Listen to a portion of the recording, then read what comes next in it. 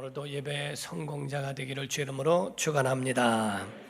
하나님께서 세상을 만드실 때에는 모든 만물을 다 피조물들을 그 종류대로 만드셨다고 되어 있습니다. 그럼으로써 물고기가 변해서 코끼리가 되는 게 아니고 물고기는 물고기대로 지으신 거고 또한 들짐승을 들짐승대로 지으시고 사람은 사람대로 구분하여 지으셨다 하는 겁니다.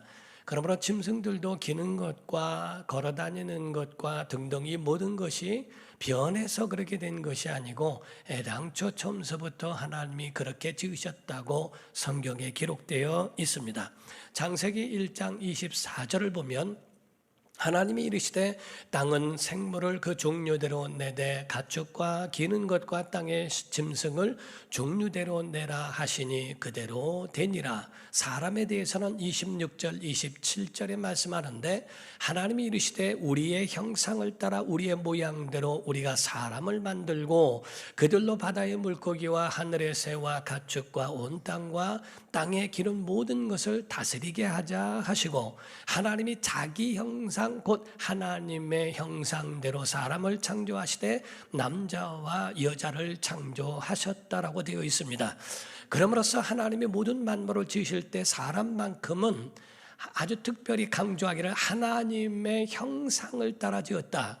모든 만물 안에 있는 그러한 짐승이나 식물들은 하나님의 형상대로 지은 게 아니에요. 그러나 그 사람만큼은 하나님의 형상대로 지으시되 남자로 구분하시고 여자로 구분하셨다라고 이렇게 말씀을 하고 있는 겁니다. 그럼으로써 하나님께서 사람을 만드신 자체가 이 모든 것을 지배하고 정복하고 다스리게 하신다라고 말씀을 하고 있습니다. 생물에도 등급이 있고 그리고 그 모든 천적들이 있어서 그 등급들에 의하여 지배를 받으며 존재하게 됐다라 하는 거지요. 그러므로 사람은 하나님의 대리인답게 하나님을 보여주는 자같이 모든 만물을 잘 다루면서 다스리면서 정복하면서 살아가도록 만들어 주셨는데 사람이 이것을 떠나 짐승의 수준으로 하락해 버린다면 하나님께서 얼마나 마음 아파하시고 하나님이 그 마음에 슬퍼하실까 하는 겁니다. 그럼으로써 짐승들의 반란이란 말을 들어보셨습니까? 짐승들이 하루는 사람 앞에 이야기를 하더래요. 뭐든지 잔인하거나 잘못된 거 있으면 왜 짐승 같다고 표현하냐는 거죠. 짐승들이 말하기를 앞으로는 짐승보다 더 못한 사람이 많다는 거예요. 우리는 단순해서 먹는 것, 먹이 사슬과 같처럼 배고플 때나 사냥을 하는 것이지 아무 때나 사냥하는 것도 아니고 우리도 나름대로 룰이 있는데 그런데 왜 꼭 잘못된 것만 있으면 짐승 같다고 표현하느냐? 앞으로는 잘못된 거 있으면 사람 같다고 표현해달라. 이렇게 반란을 하는 경우도 있다고 합니다. 돼지가 말하기를 왜 꼭 사람들이 많이 먹으면 돼지같이 먹는다고 말하느냐? 앞으로는 사람같이 먹는다고 얘기를 해달라 하고 말을 합니다. 왜냐하면 돼지들은요 가지고 있는 자기 우위의 70%만 먹는답니다. 그 이상을 먹지 않아요. 그리고 짐승이나 이런 것도 배탈이 나거나 무슨 병이 들면 먹지 않고 굶어서 다 배설하고 난 다음에 다시 시작하는 경우들을 보게 되지요. 사람은 70%가 아니라 120%를 먹고 150%를 먹으면서 왜 먹으면 돼지처럼 먹냐고 하냐고 돼지들이 반란을 일으켰다고 이야기를 합니다. 그 전에 보게 되면은 제가 한참 스트레스를 받고 할 때에 한번 모임을 갖고 삼겹살을 먹은 적이 있어요. 여자 두 분하고 우리 부목사님하고 저하고 같이 이렇게 먹게 되었습니다. 그래서 삼겹살을 구워주는데 이야기를 하면서 그거를 아무 생각 없이 먹었습니다. 먹었더니 더 시킬까요? 그러시죠. 그랬더니 더 시켰어요. 그걸 다 먹고 이제 배부르니까 저희는 안 먹으니까 알아서 잡수세요. 그랬더니 몇 인분 먹었는지 아냐고 물으시더라고요. 잘 모르겠다 그랬더니 7인분을 먹었다는 겁니다. 아니 뭐 넷이서 같이 먹은 거 아니야 그랬더니 아니래요. 구워주는 사람은 한 개씩 밖에 안 먹었고 거의가 두 분이 먹었는데 담임 목사님만 많이 먹었대요. 그 얘기를 듣고 제가 얼마나 충격을 받았는지 몰라요. 아무 생각 없이 배부를 때까지 먹은 것이 7인분을 거의 6인분을 거의 제가 먹을 만큼 그렇게 먹었던 것 같습니다. 바로 사람이 가지고 있는 그런 사람도 있고 짐승도 있지만 사람이 짐승같이 살았다고 짐승 되는 것도 아니고, 짐승이 모자를 쓰고 안경을 꼈다고 짐승이 사람이 되는 것도 아닙니다. 단지 하나님은 하나님의 사람대로 하나님 사람같이 그렇게 살기를 원하시고, 하나님이 각각 모든 피조물들에게 요구하시듯 사람에게도 요구하시는 것들이 있더라 하는 거지요. 가정에서도 막내에게 요구하는 것이 있지만은 장자에게 요구하는 것이 있지 않습니까? 각각 직책에 맞는 대로 그렇게 요구하시고 그렇게 이루기를 원하시는 것이다 하는 겁니다. 사람 중에도 하나님이 구분하셨는데, 하나님 있는 사람, 하나님 없는 사람을 구분하신 겁니다. 창세기 6장 1절에서 3절을 보면, 사람이 땅 위에 번성하기 시작할 때에 그들에게서 딸들이 나니 하나님의 아들들이 사람의 딸들의 아름다움을 보고 자기들이 좋아하는 모든 여자를 아내로 삼는지라. 여호와께서 이르시되 나의 영이 영원히 사람과 함께하지 아니하리니 이는 그들이 육신이 됨이라. 그러나 그들의 날은 120년이 되리라 하시니라 하고 그 수명을 축소하셨다라고 말씀을 합니다. 하나님의 아들들과 사람의 딸들을 말할 때 어느 학자들은 모든 그 말에 대한 학설들이 분분하지만은, 어떤 학자들은 정설대로 가게 되면 하나님 있는 자들과 하나님 없는 자들이 혼인했을 경우에 하나님 없는 자들로 가는 경우들이 굉장히 많더라 하는 거죠. 하나님은 그들과 함께 있지 않겠다라고 하나님의 영을 거두시겠다라고 말씀을 합니다. 하나님의 영이 있느냐, 하나님의 영이 없느냐, 하나님을 섬기는 믿음이 있느냐, 하나님을 섬기는 믿음이 없느냐로 구분을 하는 겁니다. 사랑하는 성도 여러분, 우리가 신앙이 있는지 없는지 똑같이 여기 앉아 있어도 어떤 사람은 믿음을 가지려고 온 사람, 믿음 없는 사람도 있고, 믿음이 이때 적은 사람도 있고, 어떤 사람은 믿음에 큰 믿음을 갖고 있는 사람의 가지각색의 사람들이 있게 되지요. 그 가운데에 여러분 자신들의 믿음이 있는지 없는지를 분별할 수 있는 것은 굉장히 간단합니다. 하나님이 좋아하시는 건 내가 좋아하는가? 하나님이 원하시는 건 내가 원하는가? 하나님이 원치 아니하시는 것 나도 원치 아니하고 하나님의 뜻을 따라 살아가는, 하나님이 마음속에 있고 그분의 영향을 따라 인도받는 사람인지, 아니면 하나님과 전혀 상관없는 사람인지를 그거를 분별하는 겁니다.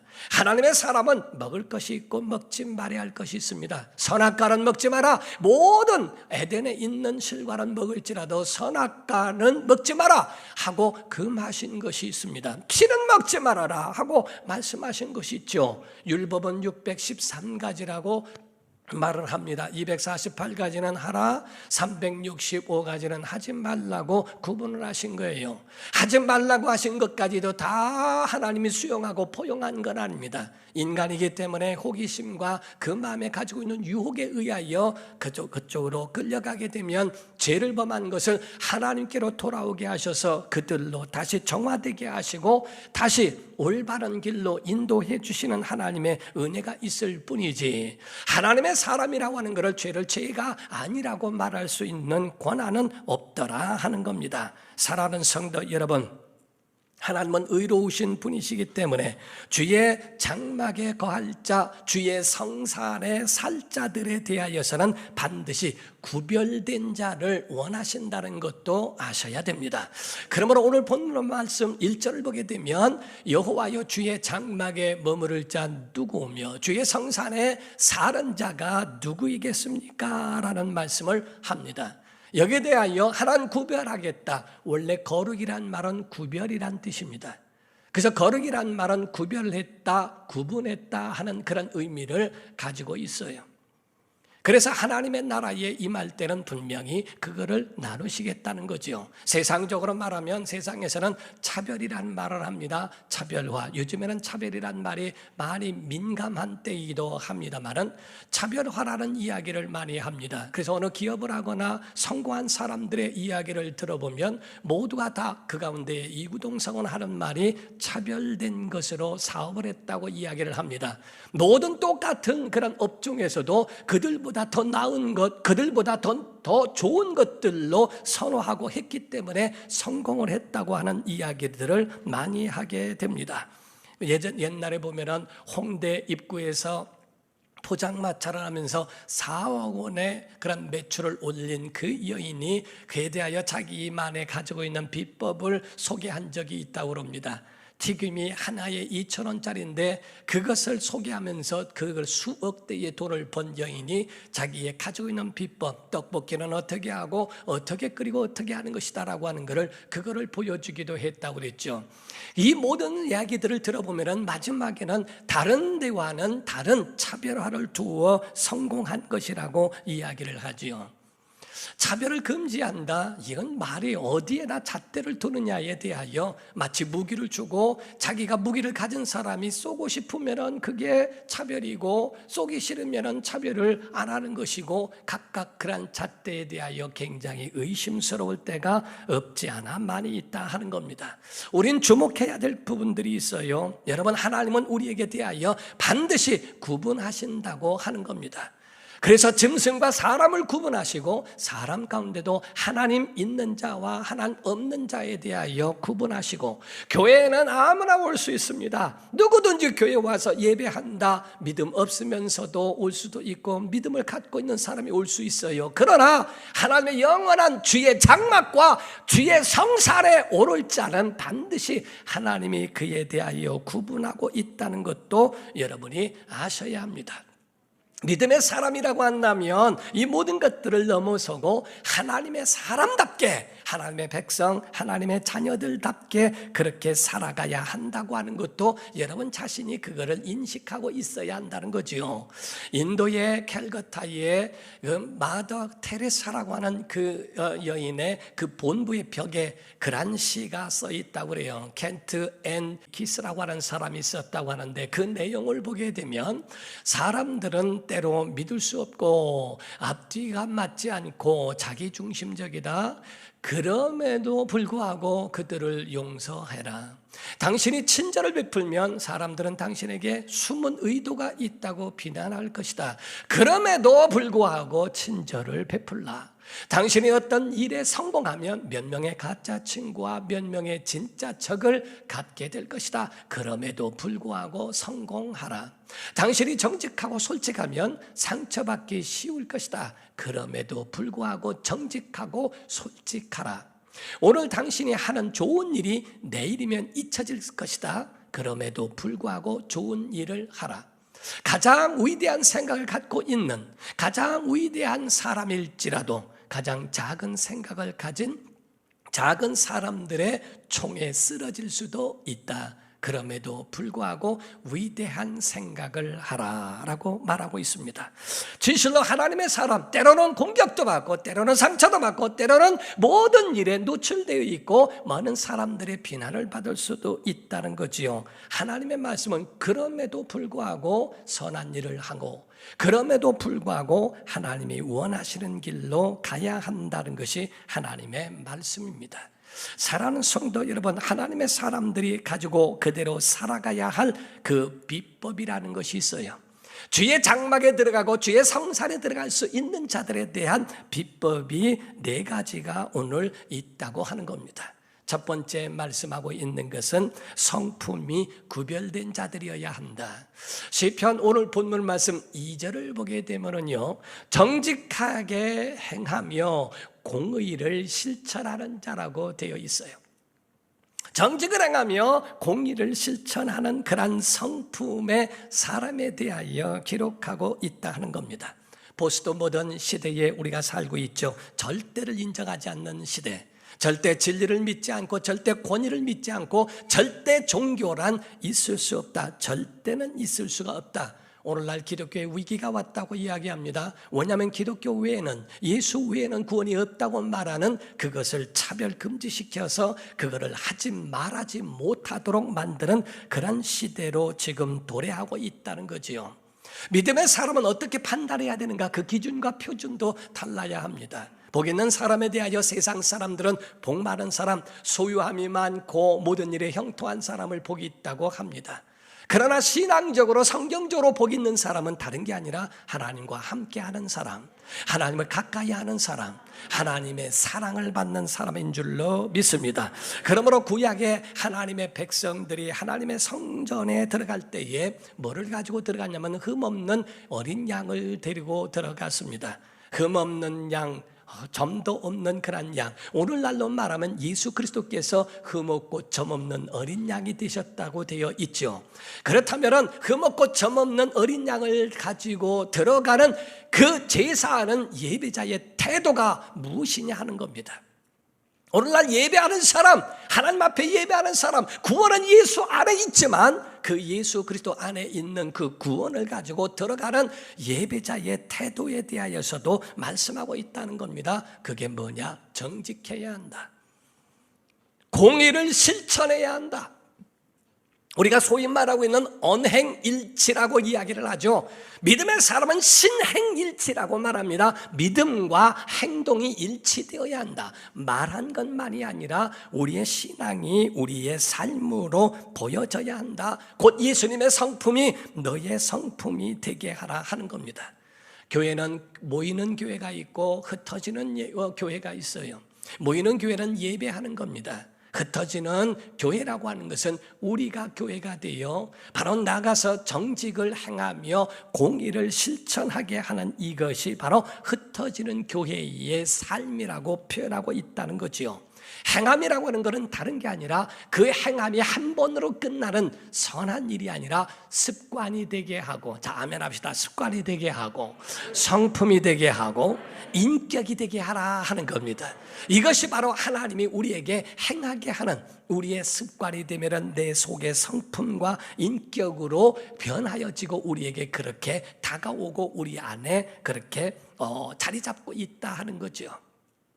세상의 잣대를 보게 되면 굉장히 참 불공평할 때가 있어요. 자신들은 가끔씩만 거룩한 일을 하면은 엄청나게 위대하다고 생각합니다. 나는 예수 믿지 않지만 예수 믿는 사람보다 더 정직합니다. 더 엄청나게 모든 일들을 다 하고 있습니다. 알고 보면은 그 안에도 똑같은 죄인인데도 불구하고 자기는 의로운 것처럼 가끔 행하는 선한 일이 자기의 모든 삶을 대변해주고 있다고, 자기의 잘못을 덮어주고 있다고 오해하고 착각하는 사람들이 있습니다. 그런 사람들의 잣대에는 기독교인들은 절대 정직해야 된다고 생각합니다. 저들은 말 한마디도 잘못하면 안 되고 죄를 보면서도 안 되고 실수를 해서도 안 된다고 하는 절대적인 잣대를 거기다가 대고 있죠. 어처구니 없는 상황 가운데도 기뻐할 수 있는 것이 기독교인이라. 어처구니라고 하는 것은 맷돌을 돌리는 데에 그 돌릴 수 있는 이 나무를 돌릴 때에 가지고 꽂고 돌리는 이 나무를 어처구니라고 한다고 그러죠. 큰 맷돌에도 쓰여지고 합니다. 그래서 맷돌은 있는데 맷돌을 가려고 왔더니 그 나무가 없어요. 어떻게 맷돌을 돌리겠어요? 어처구니가 없는 상황이죠. 그래서 어처구니입니다. 그래서 할 수 있는 그러한 것이 할 수 있는 게 아니라 하지 못하도록 되어지는 그 상황, 어처구니, 이 말도 안 되는 상황을 어처구니라고 표현하죠. 어처구니 없다라고 표현하죠. 이와 같이 우리 삶 속에도 마찬가지로 정말 어처구니 없는 상황에 있으나 행복해하고 그 가운데 기뻐하고 즐거워할 줄 아는 사람이 믿음의 사람이래요. 그래서 예수님 말씀하시기를 너희가 내 이름으로 박해를 받고 욕을 먹고 비방을 얻으며 많은 그런 공격을 받을지라도 너희는 행복해하고 기뻐하고 즐거워하라. 너희 속에 너희 하늘에 너희 상이 크밀이라고 주님 말씀하신다 하는 거지요. 주님 말씀하실 때에 너희는 세상의 빛이라, 너희는 세상의 소금이라 하는데 여기서 빛이라 소금이란 말씀이 빛이 되라 소금이 되라 하신 말씀이 아닙니다. 빛이라 소금이라 라고 말씀하셨죠. 소금은 국에 넣어도 소금의 역할을 합니다. 또 고기를 찍어 먹어도 나물에 넣어도 그래도 다 그 짠맛을 내고 있는 것처럼 하나님의 사람들은 직장에 가나 학교에 가나, 하나님의 사람은 부엌에 있으나 아니면 안방에 있을지라도 하나님의 사람이라는 거죠. 내 자신의 본분을 잊어버리지 마라. 하나님의 사람이라는 것을 잊어버리지 마라. 어떤 신학자는 말하기를 각각 자기의 있는 사업체가 성전이 되게 하라. 각각 자기가 행하고 있는 그 모든 장소가 성전 제단이 되게 하라 라고 그렇게 말하는 사람도 있습니다. 주방에서 일하는 주방장도 그것이 성역이라고 여겨야 하고, 가운데서 있는 사람도 이것이 바로 내게 맡겨주신 그러한 제단이라고 여겨 거짓말하거나 정직함을 벗어버리지 않도록 자기 자신을 그렇게 여겨야 한다고 하는 이야기도 그 가운데 있죠. 집에서나 직장이나 교회 안에서만 소금이 아닙니다. 나가도 똑같이 하나님의 은혜의 소금 같은 역할을 감당하는 것이 그리스도인이라고 하는 거죠. 성전과 같은 정말 그리스도의 성품으로 구별된 성도 되기를 예수 이름으로 축원합니다. 두 번째로 말씀하고 있는 것은 말이 구별되어야 한다는 겁니다. 말이 구별된 사람에 대하여 말하죠. 세상과 다른 용어를 사용하는 거예요. 어떤 사람들은 목사가 됐는데도 세상적 용어를 그대로 교회 안에 가지고 와서 하니까 모든 성도들이 전부가 그 용어를 다 쓰고 있어요.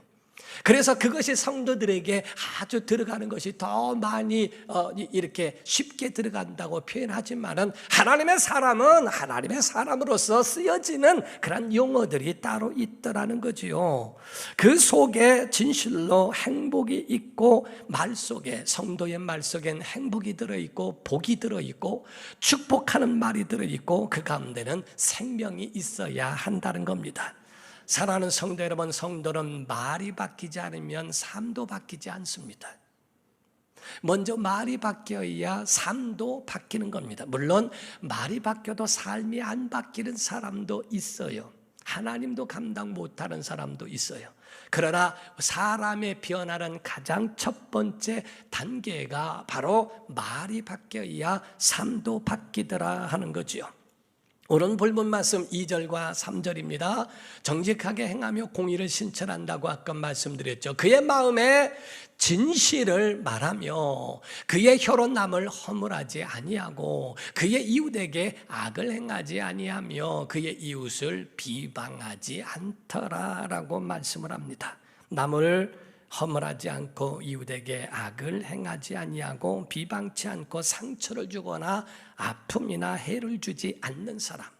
하나님의 사람은 SNS를 하더라도요, 그 가운데 악플을 달고 사람에게 후벼파기 위해서 저급한 그런 용어를 쓰지 말아야 한다는 겁니다.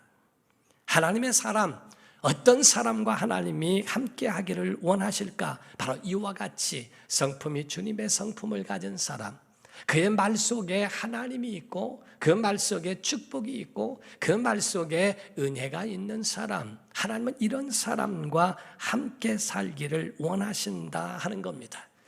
어느 목사님의 글을 읽어보니까요, 하는 말이 사람에게서는 많은 오만 가지 생각들이 있고 분노가 일어나고 미움, 시기, 질투, 다툼이 온갖 것들이 올라올 수 있는데 그럴 때는 마귀는 지켜본다. 그가 말하기 전에는 행동하지 않는다. 그런데 그가 말하는 순간 마귀는 행동을 시작한다고 이야기합니다. 맞는 말씀 같아요. 우리 속에 많은 어려운 일들도 있고 그것이 다 있다 할지라도 그것이 우리 말 속에 되어질 때부터 마귀는 그때부터 악한 일을 시작한다는 거죠. 그러므로 하나님의 사람은 전쟁을 선포하라. 우리 속에 만들어지는 모든 그런 악한 생각과 모든 것들을 사로잡아 하나님의 말씀으로 변화해질 수 있도록 그렇게 전쟁을 선포하라. 한 번은요, 정말 제가 하루 종일 막 다니면서 여기는데 저도 몰랐어요. 근데 우리 안 식구가 저한테 하더라고요. 여보, 제가 하루 종일 당신 짜증내고 불평하는 거 알아? 깜짝 놀랐어요. 하루 종일 다니면 이건 왜 이래요? 마음에 드는 게 하나도 없어요. 뒤돌아보니까 나도 모르는 사이에 전부 하는 일들이 짜증이고 전부가 다 트집을 잡고 있더라고요. 그러니까 마음속에 그러고 있는데 우리 한 식구가 그걸 보다 못하고 저보고 하루 종일 왜 짜증을 내죠? 왜 하루 종일 불평이 있죠? 하는 얘기에 마치 주의 음성처럼 들려요. 시편 141편 3절을 보면 여호와여 내 입에 파수꾼을 세우시고 내 입술의 문을 지켜달라고 시편 기자가 기도합니다. 내가 이럴 때에 나를 깨닫게 하셔서 그런 부분을 내 자신을 절제하고 그거를 막을 수 있도록 하나님이 은혜를 달라고 기도하는 것과 같습니다. 말이 변해야 삶이 변해요. 말이 변해야 모든 생각과 모든 것들을 지배할 수 있는 능력이 그 가운데 있더라 하는 거죠.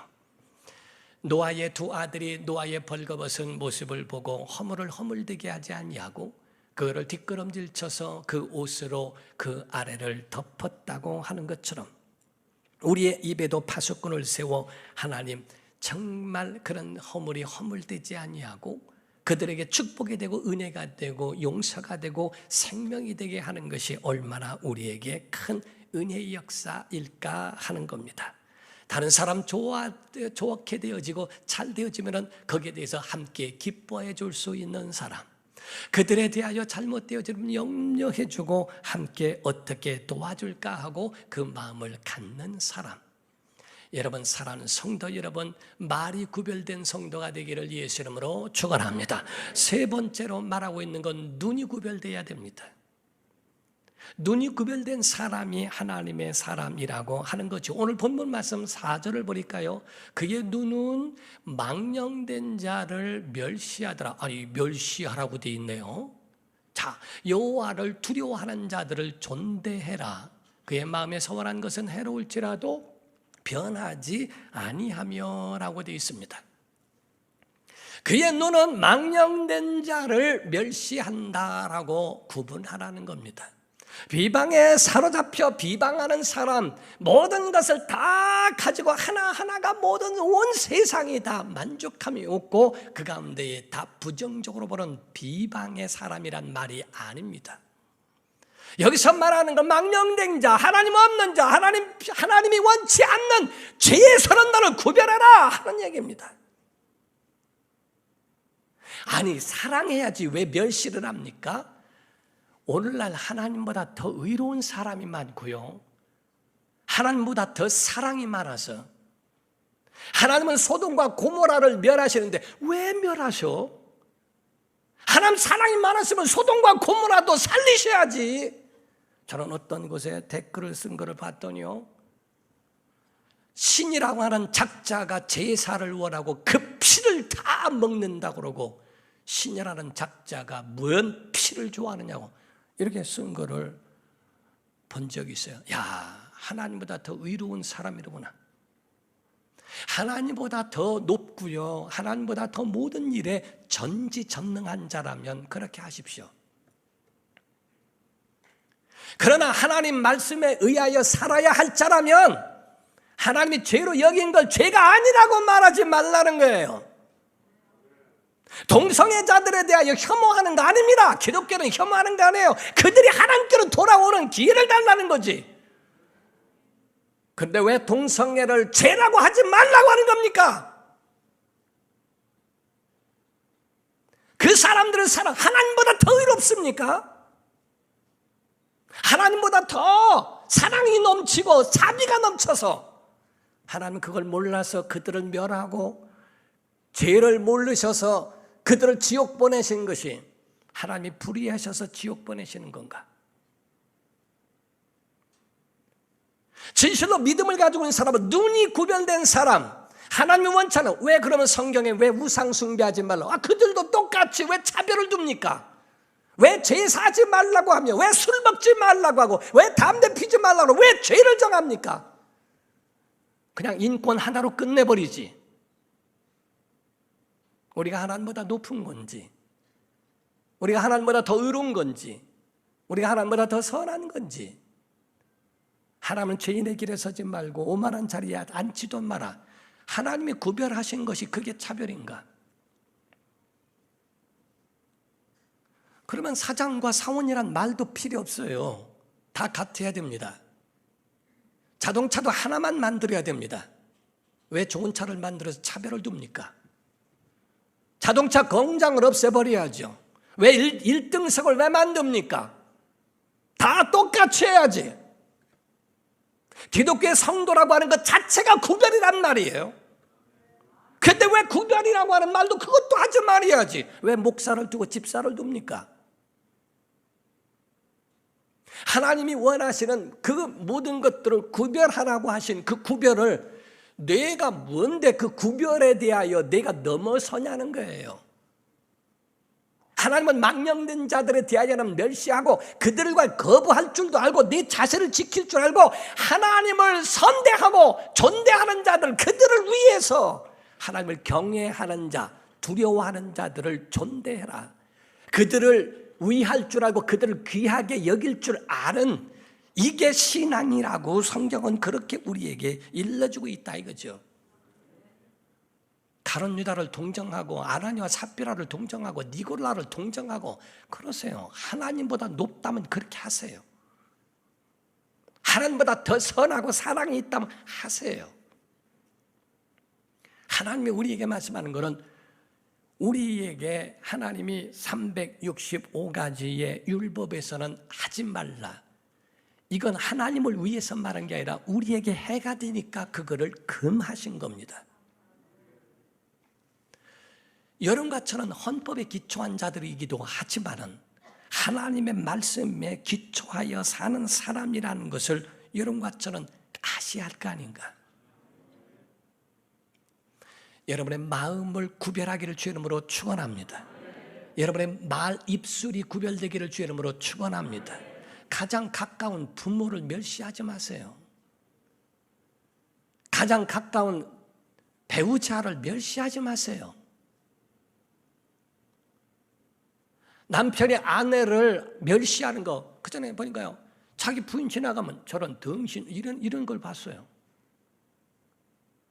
아니, 미국에서는 자기 성도 버리고서 그 집안을 버리고 남편 하나 바라보고 온 사람을 어떻게 그렇게 함부로, 야, 자기 남편을 가서 저 이 인간 이라는 사람 봤어요.